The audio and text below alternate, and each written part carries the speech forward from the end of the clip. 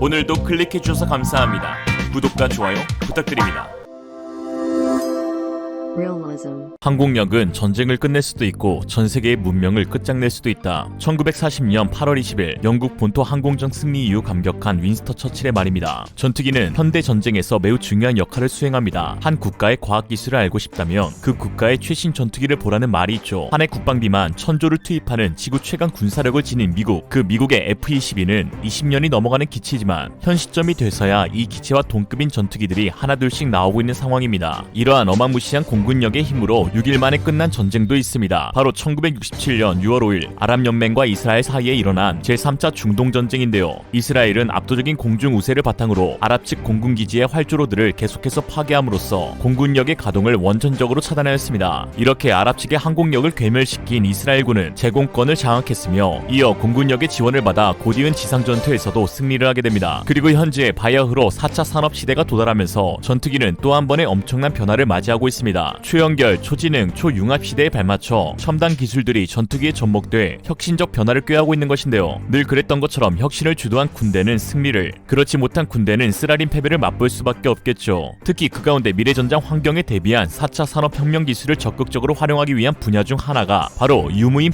복합체계입니다. 이는 지능화된 감시 타격 체계, 과학학 훈련 체계를 구현하고 부대 및 전력 구조 정예화에 크게 기여하게 될 것으로 보이는데요. 이미 우리나라를 포함한 선진국들은 이 무인기를 실전에 투입하고 있습니다. 무인기는 비용 대비 효과 측면에서 유인 전투기보다 낮은 설계 수명 적용이 가능하여 획득 비용이 상대적으로 낮고 훈련 등에 드는 운용 시간 감소로 운영 유지비를 절감할 수 있습니다. 일반적으로 약 30년간 운용되는 군용 항공기는 조종사의 안전과 장기간의 운용을 위해 10,000시간 전후의 항공기 운용 시간을 필요로 하는데 이를 위해 기체 설계, 구조, 안전장치 등의 다양한 요소가 고려되어야 합니다. 그러나 소모품처럼 제작이 가능한 무인기는 생산 단가를 획기적으로 낮출 수 있으며 조종사 신체 능력을 추가하여 설계할 수 있는 융통성을 가집니다. 무게, 크기, 날개 등 항공 역학적으로 유리한 형상을 가질 수도 있고 이로 인해 상대적으로 낮은 레이더 유효 반사 면적 RCS를 갖는 이점이 있죠. 거기에 전력 운용 측면에서 볼 때 아군 조종사의 생존율을 높일 뿐만 아니라 평시 훈련에서 발생하는 비행 사고를 크게 예방할 수 있습니다. 또한 숙련도를 고려한 비행 편조 구성 등의 제한이 없어 전력 운용에 대한 유연성이 증가하며 조종사 훈련 시간 역시 크게 단축되는 장점을 가지죠. 최근에는 여기에 AI 인공지능을 활용한 무인 전투기가 속속 등장해 차세대 게임 체인저로 등극하고 있습니다. 인공지능은 정보 접수와 처리, 반응 속도에서 인간을 압도하는데요. 이 모든 것이 결합한 AI 무인 전투기는 인간이 조종하는 유인 전투기와는 비교 자체가 불가능한 압도적인 퍼포먼스를 발휘할 수 있습니다. 일각에서는 도덕성의 문제로 도입 자체를 반대하고 있지만 최근 뉴욕타임스 보도에 따르면 인간이 조종하지 않아도 알아서 적을 찾아 사살하는 인공지능 살상 무기가 실전에 사용된 사실이 UN 보고서를 통해 최초 공개되기도 하였습니다. 첨단 무기를 주도하고 있는 선진 국가들은 이미 AI 전투 체계의 활용성을 다양한 측면에서 연구하고 있는데요. 이에 미 국방부 산하 방위고등 연구계획국은 2020년 재미있는 프로젝트를 추진했습니다. 바로 인공지능과 인간 조종사가 맞붙게 된다면 승패가 어떻게 될까 하는 것이었죠. 여기에 미 공군과 세계 최대 방산업체 로키드 마틴, 존스 홉킨스대 운용물리학 연구소, 인공지능 개발업체 헤론 시스템즈 등이 참가했는데요. 프로젝트명은 알파 도그파이트 트라이얼 개싸움이라는 타이틀로 전 세계에 생중계된 이 대회는 참가자들이 만든 인공지능 프로그램들이 서로 대결을 벌여 우승자를 가린 뒤 우승자가 미 공군 교관 조종사와 맞붙었습니다. 시뮬레이션으로 진행된 이 대회는 F-16 전투기를 이용해 근접 공중전 상황에서 기관포만 사용해 승부를 가리는 규칙으로 진행되었고 참가자 간 대결에서는 헤론 시스템즈가 개발한 인공지능이 우승하였습니다. 헤론 시스템즈의 인공지능은 곧바로 미 공군 사관학교 출신이자 2000시간이 넘는 비행 경력을 지닌 베테랑 조종사 벵거와 시뮬레이션으로 맞붙었습니다. 벵거는 주 방위공군 소속으로 미 공군 무기학교의 강사 코스를 졸업했는데 AWS는 미 해군이 엘리트 조종사를 양성하는 탑건과 비슷합니다. 그러나 결과는 인공지능의 5대0 완승이었습니다. 벵거는 공중전이 끝난 뒤 에어포스 매거진과의 인터뷰에서 인간 조종사는 자신의 안전을 위해 경험과 규칙에 따라 비행하지만 AI는 그런 게 없다. 또 AI는 순간 반응이 빠른데 사람이라면 인지, 분석, 판단, 행동을 거치면서 나름 시간이 걸리지만 AI는 나노초 수준으로 이 과정을 처리한다고 하였습니다. 온라인 전문 매체 밀리터리닷컴의 분석에 따르면 헤론의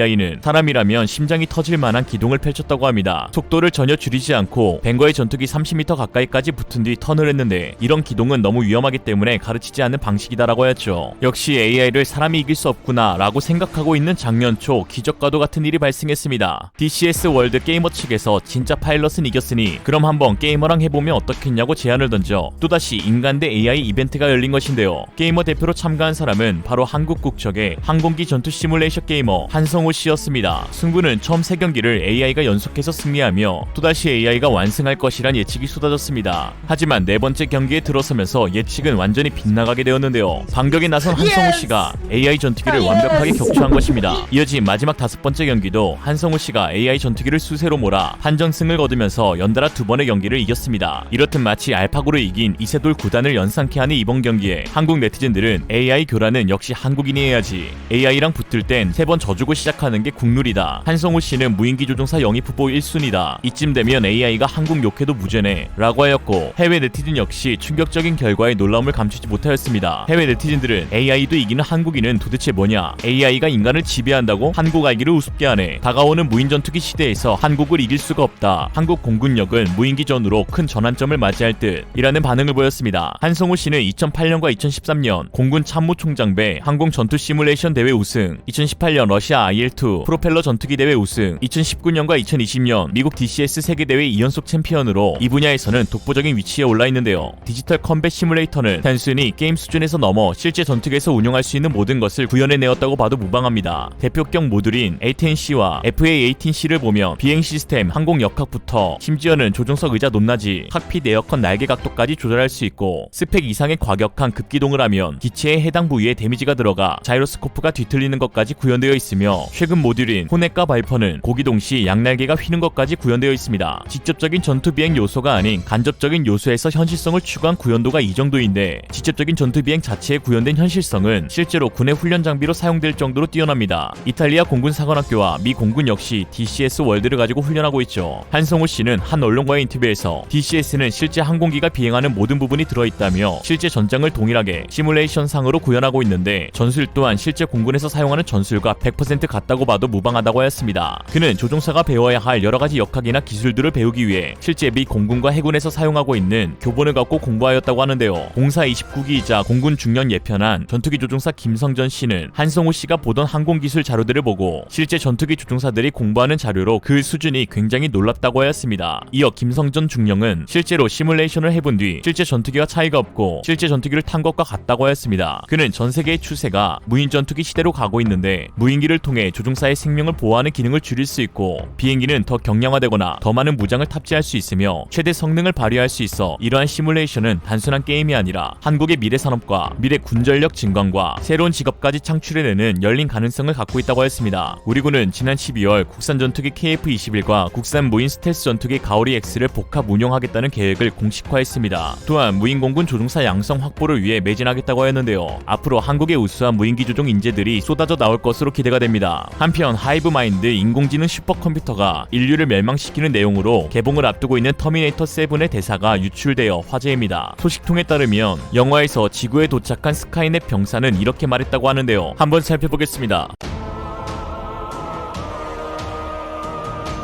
먼저 한국으로 간다. 이상으로 리얼리즘이었습니다. 여러분의 생각은 어떠신가요? 현명하고 지혜로운 여러분의 의견을 지금 댓글에 남겨주세요. 감사합니다.